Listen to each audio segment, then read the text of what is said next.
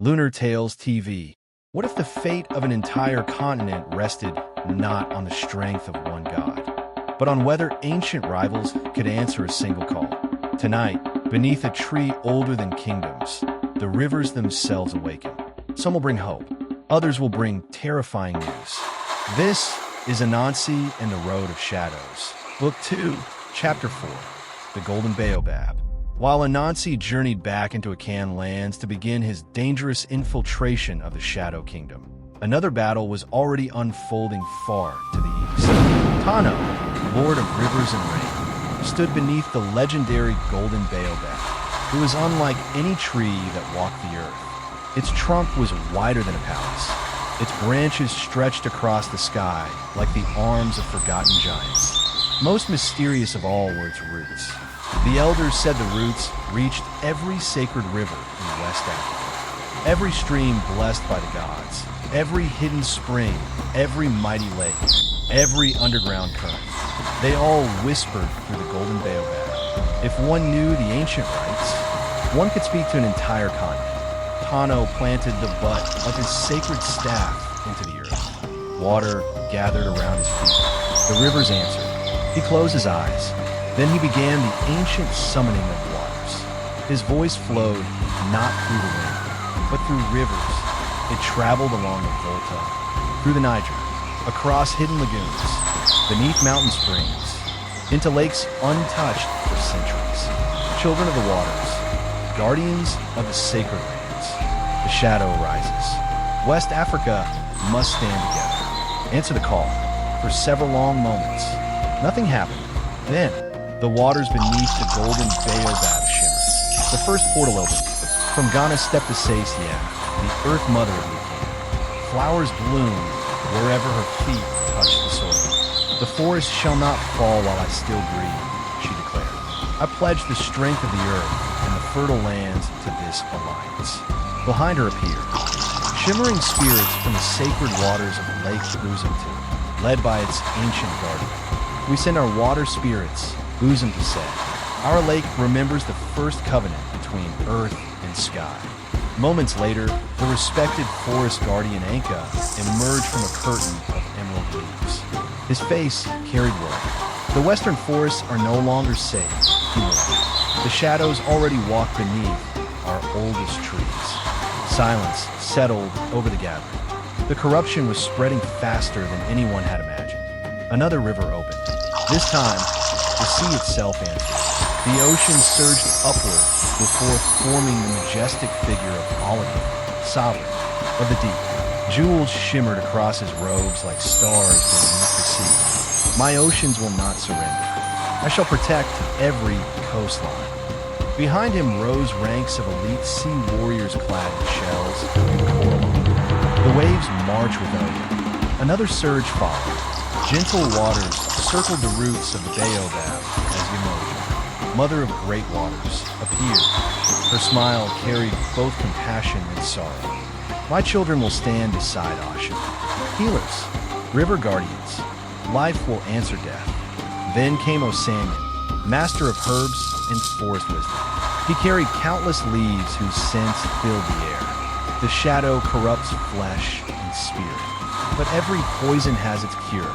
I offer medicines no darkness has yet defeated. Beside him appeared Aranel, the great hunter and river guardian. His spear gleamed beneath the morning sun. My scouts already know the hidden paths. We shall guide every army safely to Oyo. From the distant Niger Delta, several river spirits emerged to pledge their loyalty. Others bowed respectfully before fading back into their waters. Our homes still fight, they explained. We cannot abandon those who depend upon us. Tano nodded. Every warrior mattered. Every sacrifice carried weight. The next portal shimmered with golden light. From Benin came Mawalisa, revered creator. The gathering instinctively lowered their heads. I bless this alliance, the ancient deity said calmly. But I shall send no army.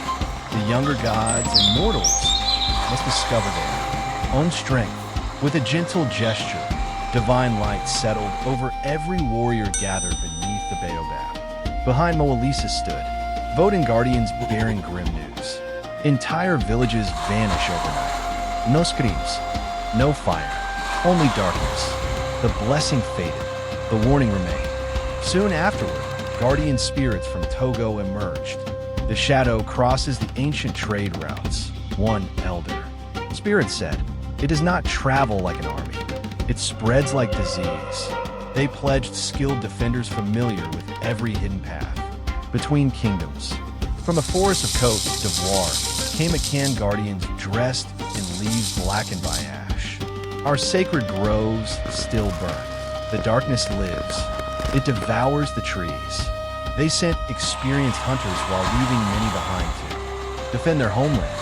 River guardians from Sierra Leone arrived carrying broken fishing nets stained black. Our rivers have gone silent. Entire villages disappear before sunrise. We have already lost too many, yet we will fight. The spirits of Liberia answered next. Their voices echo like the rainforest itself. Shadow beasts hunt beneath our ancient canopies. We dare not leave our forests unguarded. Still, they offered a small company of fierce warriors. Mountain guardians from Guinea emerged wrapped in mist. Our sacred shrines no longer answer prayers. Some of us will stand beside Oyo. Others must remain. The mountains cannot defend themselves. Far to the northwest, emissaries of the revered Pangal ancestral spirits from Senegal appeared. Their eyes glowed with ancient wisdom. The dead no longer sleep peacefully. Something calls to restless souls. We shall offer guidance, and what warriors we can spare. Soon afterward, swift canoe warriors arrived from the Gambia River. Their leader bowed, "Our rivers know no fear. Our boats will carry your armies wherever water flows." Then came troubling voices from Mali. Several ancient desert spirits refused even to appear fully. This war belongs to southern kingdoms. We shall not abandon the sands. Others, however, spoke quietly. The Sahara no longer sleeps. Shadows move where only wind should walk. Guardian spirits from Burkina Faso stepped forward without hesitation. Our sacred groves still stand. So shall we. Disciplined warriors lined themselves beneath the Golden Baobab. Finally, dust-covered messengers arrived from Niger. Their faces were heavy with grief. Entire caravans vanished beneath black sandstorms. The desert itself has begun swallowing travelers. The gathering fell silent. The Golden Baobab had answered, but not as Tano had hoped. Many gods had come. Many had refused. Some fear the shadow. Some believed Oyo's war was not their concern. Others were already fighting battles that threatened to consume their own kingdoms. West Africa stood together, but only partially. Tano looked across the assembled alliance. Would it be enough?